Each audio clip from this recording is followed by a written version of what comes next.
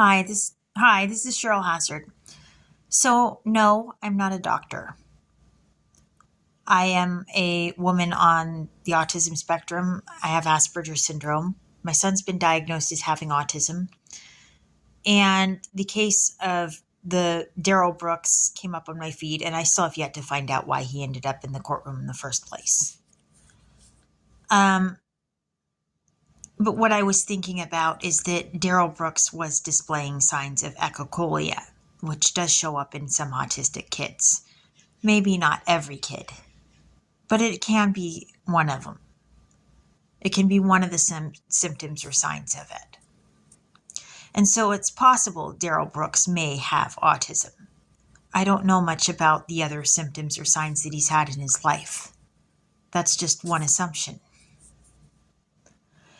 But if they're getting signs that he's got a learning disability or that there's something mentally not quite with it or not quite, then that should have I think that should reset the direction of the case a little bit. Because then they need to evaluate how does his learning disability affect whatever behavior he committed, whatever the offense was. And I think that would really call into question the fairness of continuing with the trial and him having a learning disability and not having a lawyer present. I think she should have paused that and just said, Mr. Brooks, you need to get a lawyer, and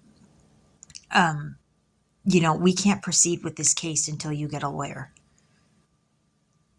That should have been an absolute requirement, I think. Now that I think about it,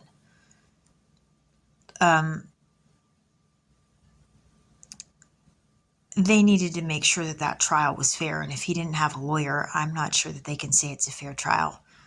If it turns out that he's got some sort of learning disability and he's showing signs of that, then they need to check to see if he's got one.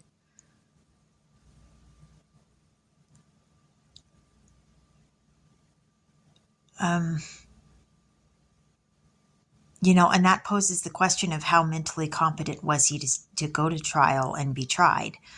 And if he didn't have a lawyer present,